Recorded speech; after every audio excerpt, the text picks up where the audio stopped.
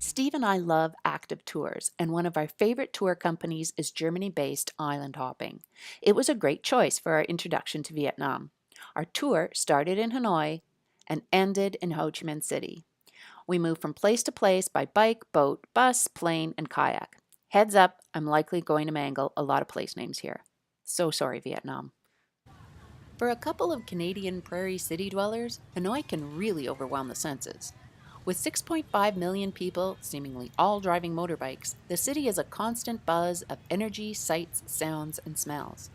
We spent most of our 2.5 days in Hanoi in its old quarter, window shopping, eating, and trying to cross the street, which is truly an art form.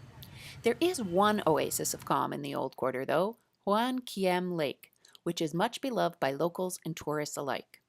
Our early run there one Sunday morning allowed us to enjoy a few serene moments watching older folks doing Tai Chi and unexpectedly, ballroom dancing. Our next stop was the well worth the hype Halong Bay. Here, we boarded a traditional junk boat to explore a few of the area's soaring limestone pillars and 1600 islands. Touring this area from the seat of a kayak is a truly magical experience, and anytime we get to see monkeys in the wild, puts it over the top. On the island of Traban, we learned about village life and how tea is processed. Another early morning excursion was to what English speakers call Amazing Cave, located on Boha Island. This huge cave is certainly worth a visit, but be warned, it's swarming with tourists, and there is a long queue to get in. Although the day that we visited, it moved fairly quickly. One of the biggest highlights of our time in Halong Bay was a swim and barbecue lunch we had on a secluded little beach.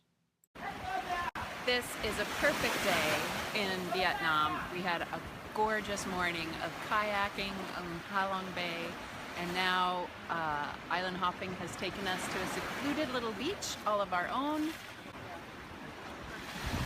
We swam from that boat all the way to the island. We built up an appetite, and now we're going to enjoy a beautiful barbecue lunch. Perfect. Cruising along Halong Bay also introduced us to floating fishing villages. About 400 households reside in these communities. From here, we traded in our paddles for a bit of luxury. We've landed at this wonderful spot for a couple of days called Sunrise Resort in Cat Ba. And it's stunningly beautiful.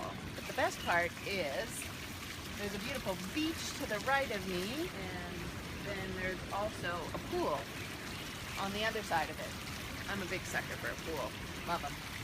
And just very pleasant, serene, kind of different pace than the cycling and the boat and transfers and getting on and off buses and paddling. Just coming here was a really nice break last night. Okay, relaxation is over. After basking by the pool, it was time for an 18-kilometer hike through the jungle to the highest peak in Cat Ba National Park. Very steep. Need lots of water. Yeah. But beautiful. It is. So far. Noisy. Hot. Yeah, noisy. Hot, but sounds of the insects, if you can hear them. After a very long hike, here we are at the top. Amazing. I mean, this view is spectacular.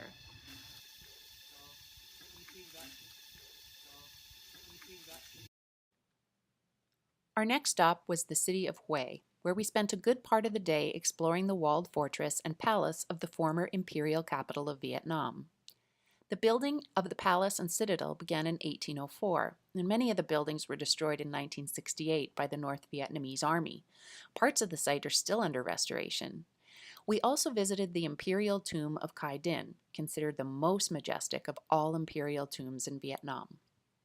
Moving on, we reached the enchanting town of Hoi An, known for its lantern-lit romantic streets. From here, we cycled to an organic farm and then had a cooking class at Kumquat Hoi An restaurant. Love this kind of cooking. Everything is chopped and prepared for you. All that's left is the assembly. Every vacation requires some shopping time, and we chose to spend it all in Hoi An. Aware that Hoi An is Vietnam's custom-tailored clothing capital, we decided to get some clothes made at Yali Couture. Choose your outfit, select your fabric, measure up. Less than 24 hours later, we had our first fitting and our clothing was delivered to our hotel the next day. How did they do it? We learned they have more than 300 tailors on staff. The last leg of our active tour had us back on a junk and cruising the Mekong Delta River, which offered some beautiful sunsets. Our tour took us to a few village markets that specialize in food products like rice paper wraps and puffed rice treats. It was pretty cool to see how it all gets made. But what was most fascinating to us was visiting a local village meat and seafood market. Many items were completely unfamiliar to us, but it was all very fresh. Last stop, Ho Chi Minh City, formerly known as Saigon. Very cosmopolitan, while at the same time steeped in history. We spent a sobering couple of hours at the War Remnants Museum, which houses thousands of images taken by photojournalists who covered the war. On a brighter note, our final sleep in Vietnam was at the beautiful Grand Hotel Saigon. Very nice pool.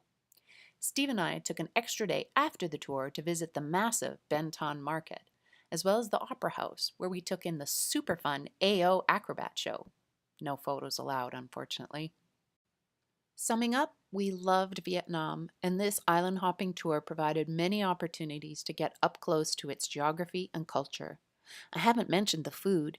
We had some of the most amazing, artfully presented food I've had. The best part of this tour was how warmly we were greeted wherever we went. From the children yelling out, "Hello!" as we pedaled through villages, to the hospitality we received along every stop of the way. It was Vietnam's friendly people that made this a special trip.